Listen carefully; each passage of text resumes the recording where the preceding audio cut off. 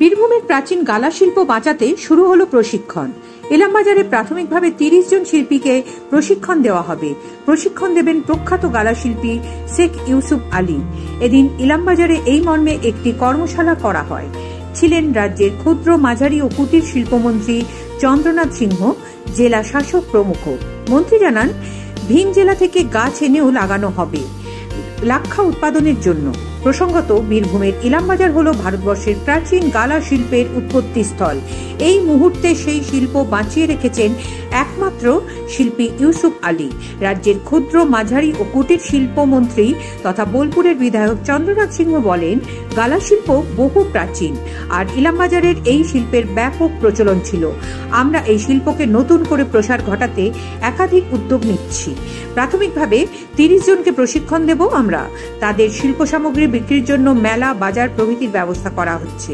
একদা অজয় নদের তীরবর্তী এলাকায় ইলামবাজারে ব্যাপক গালা শিল্পের ব্যবসা হতো, বিশেষ করে মুঘল আমলে। এই এলাকায় বিস্তীর্ণ বনাঞ্চল, সেখানে উৎকৃষ্ট মানের লাক্ষা উৎপাদন হতো। ব্রিটিশ আমলেও এই শিল্পের রমরমা ছিল। পরবর্তীতে গুরুদেব রবীন্দ্রনাথ ঠাকুরের এই শিল্পের প্রতি আকৃষ্ট হন।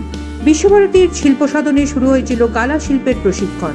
ইলামবাজার থেকেই গুই সম্প্রদায়ের শিল্পীরা প্রশিক্ষণ দিতেন, তাও পরবর্তীতে বন্ধ হয়ে যায়।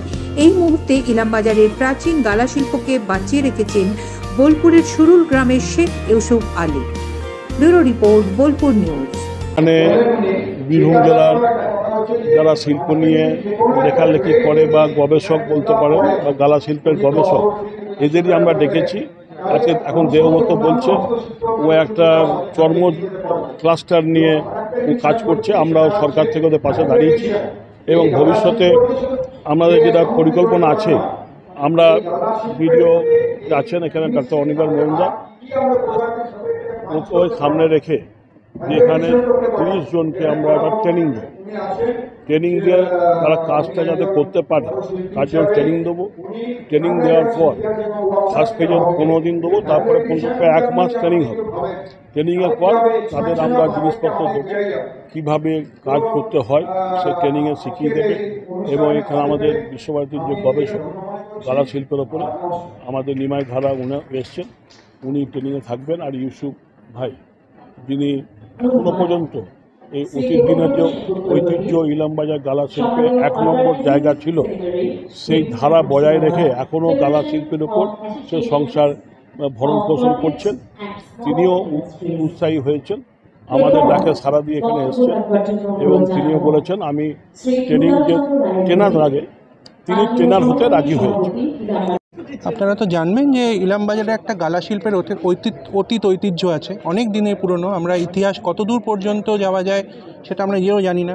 কোনো জায়গায় আমরা রেফারেন্স পাচ্ছি যে হরপ্পা সভ্যতার সময়কার সময় একটা গালা শিল্পের রেফারেন্স ইলামবাজারে ছিল। যাই হোক, মুঘল সময় থেকে তো আমরা নির্দিষ্টভাবে জানি যে ইলামবাজারে গালা শিল্প একটা উচ্চতার শিখরে উঠেছিল। পরবর্তীকালে বিভিন্ন কারণে, ধরুন 1900 শতকের প্রথম দিকে এটা হারিয়ে যেতে থাকে, কারণ প্লাস্টিকের ব্যবহার বাড়তে থাকে, উপযুক্ত শিল্পীর সংখ্যা কমে যেতে থাকে। পরবর্তীকালে রবীন্দ্রনাথ তার শিল্প সাধনের মাধ্যমে এটা বাঁচিয়ে রাখার চেষ্টা করেছিলেন। কিন্তু বর্তমানে ইলামবাজারে গালা শিল্পর ইলামবাজারে গালা শিল্পের সঙ্গে যুক্ত কেউই নেই। বীরভূমে একমাত্র শেখ ইউসুফ এটা করে থাকেন। তাই ইলামবাজারে এত বড় একটা ঐতিহ্য আমরা বিভিন্ন আর্টিকেলসে, লিটারেচারে তার রেফারেন্স পাই, সেটাকে আমরা একটু রিভাইভ করার চেষ্টা করছি। আমাদের সৌভাগ্য যে আমাদের মাননীয় মন্ত্রীর দপ্তর সরাসরি এর সঙ্গে যুক্ত, তাদের মাধ্যমে আমরা এটার মার্কেটিংয়ের চেষ্টা করব। আমরা প্রাথমিকভাবে 30 জন মহিলাকে 1 মাসের একটা প্রশিক্ষণ দিচ্ছি। আমাদের গ্রামোন্নয়ন দপ্তর থেকে আমরা ফান্ডিং পেয়েছি। তারপরে এরা যাতে কাজটা চালিয়ে যেতে পারে তার জন্য মার্কেটিং প্রয়োজন, সেটাও আমরা চেষ্টা করছি। এইভাবেই আজকে আমরা কাজটা শুরু করতে চাইছি। আজকে একটা কর্মশালার আয়োজন করেছি, বিভিন্ন বক্তা বিভিন্ন দিক তুলে ধরলেন। তারপরে আমরা আশাবাদী যে এটা ইলামবাজারের গালা শিল্প তার হৃত গৌরব খুঁজে ফিরে পাবেন।